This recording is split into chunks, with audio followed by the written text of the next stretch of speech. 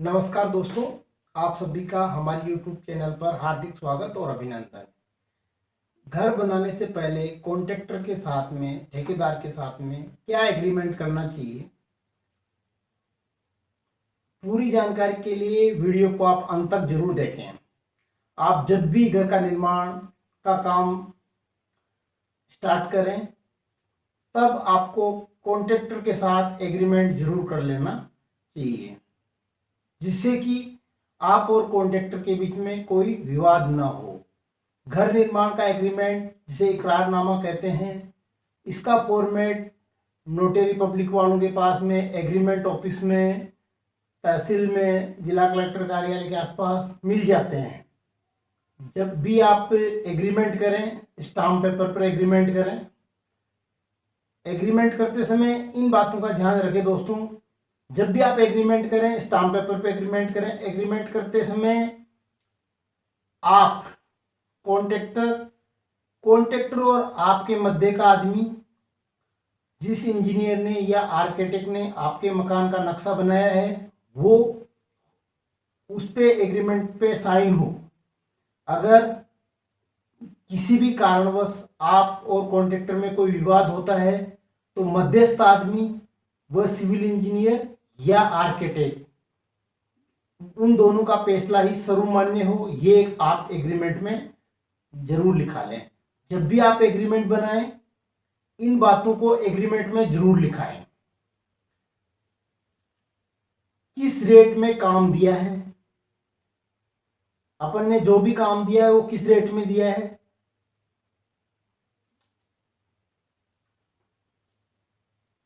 क्या काम कॉन्ट्रैक्टर को दिया है। जैसे अपन ने छत नाप में दिया है तो क्या करता होता है, कॉन्ट्रैक्टर सीढ़ियों का माप अलग से लेता है, जबकि ऐसा कुछ नहीं होता है। कॉन्ट्रैक्टर को छत नाप होता है, इसके अलावा अगर मुमटी की छत वो डालता है तो मुमटी की छत का माप उसमें जोड़ा जाता है, ना कि सीढ़ियों का कोई अलग से माप होता है।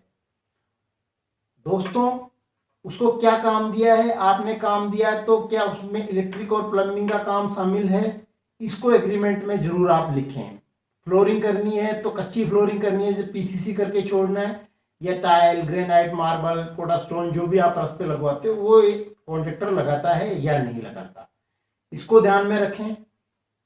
मटेरियल वेस्टेज कॉन्ट्रैक्टर आपका ना करें, ये भी आप एग्रीमेंट में ये बात जरूर लिखाएं कि जो भी ठेकेदार आपका काम कर रहा है या उसकी लेबर काम कर रही है, मिस्त्री काम कर रहे हैं, वो मटेरियल को वेस्टेज ना करें। घर का काम समय पे कंप्लीट करें। क्या होता है, कॉन्ट्रैक्टर कह देता है आज मेरे पास लेबर नहीं है, आज मेरी लेबर छुट्टी पे, आज मेरा मिस्त्री छुट्टी पे, इस कारण काम नहीं होगा, कल मेरे घर में प्रोग्राम है, परसों उसके प्रोग्राम है, ये बहानों से काम नहीं होता, आज मेरे को लेबर नहीं मिली। तो जब भी आप एग्रीमेंट घर का करवाएं, उसमें ये चीज जरूर मेंशन करें कि निश्चित समय तक, 2 महीने 3 महीने तक या 4 महीने तक कॉन्ट्रैक्टर और आप और सिविल इंजीनियर के मध्यस्थ बैठकर या आर्किटेक्ट के मध्यस्थ बैठकर एक फिक्स टाइम करें, उस टाइम पीरियड तक वो आपका काम कंप्लीट कर देना चाहिए। घर के पेमेंट करते समय एक चीज का ध्यान रखें दोस्तों, जब भी आप पेमेंट का पार्ट भी एग्रीमेंट में जरूर लिखाएं।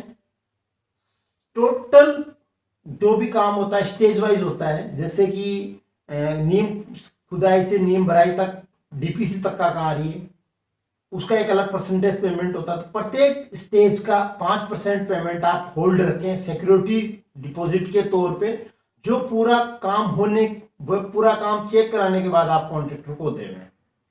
अब सबसे इंपॉर्टेंट चीज है पेमेंट, जिसमें सबसे ज्यादा विवाद होता है।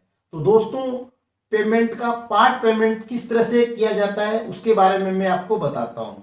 जब भी घर का निर्माण कार्य चालू होता है तो जो मकान की छत का नाप होता है वो अप्रोक्सीमेट मान लो 2-5 फीट या 10 फीट बढ़ता है या कुछ भी बढ़ता है तो मापने पे होता है। तो अप्रोक्सीमेट माप मान के ही अपने को काम चालू करते हैं। और रेट से जो काम होता है, सबसे पहले नींव भराई से लेकर डीपीसी तक 20% पेमेंट अपन दे सकते हैं।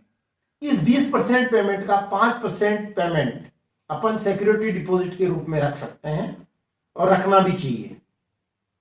अगला काम, डीपीसी से लेकर छत लेवल तक अपन उसको, ठेकेदार को, कॉन्ट्रैक्टर को 40% पेमेंट कर सकते हैं। इसमें भी आप 5% पेमेंट होल्ड रखें। अगला काम छत भराई तक, जैसे आपका कॉन्ट्रैक्टर छत भरता है उस तक आप 55% पेमेंट कॉन्ट्रैक्टर को दे सकते हैं। इसके बाद पैराफिट वाल बनाने पे, जिसे मुंडेर भी कहते हैं, उसको बनाने पे आप उसको 70% तक पेमेंट कर सकते हैं। इन सब पार्ट पेमेंट का 5-5% आपको होल्ड करना है। आगे अंदर बाहर का प्लास्टर, डोर फ्रेम जिसे अपन चौखट कहते हैं, विंडो फ्रेम लगाने के बाद, फ्लोरिंग करने के बाद, अंदर बाहर का प्लास्टर करने के बाद में अपन उसको 90% तक पेमेंट दे सकते हैं। इसके अलावा 10% पेमेंट पूरा काम वो चेक करवा के अपने को घर जब भी बना के हैंड ओवर करता है या दिखाता है कि सर आपका अगर कंप्लीट है, अगर कोई कमी है तो मेरी गलती है, वो अगर दिखा के चेक कराता है तो आपको 10% पेमेंट देना होता है।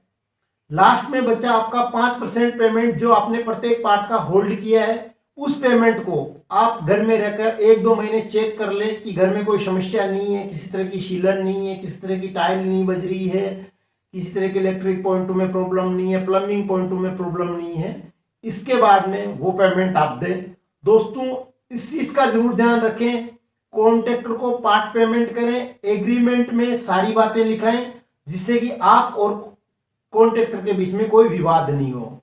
अगर आप और कॉन्ट्रैक्टर के बीच में कोई विवाद होता है, विवाद की स्थिति में मध्यस्थ पर्सन, जो भी मध्यस्थ कॉन्ट्रैक्टर और आपके बीच में मिलवाने वाला आदमी होता है, जानकार आदमी होता है, सिविल इंजीनियर या आर्किटेक्ट होता है, उससे आप मिलकर विवाद का समाधान करें और उस दोनों मध्यस्थ आदमियों का निर्णय ही सर्वमान्य होता है। इसलिए एग्रीमेंट में इन चारों आदमियों का साइन जरूर कराएं।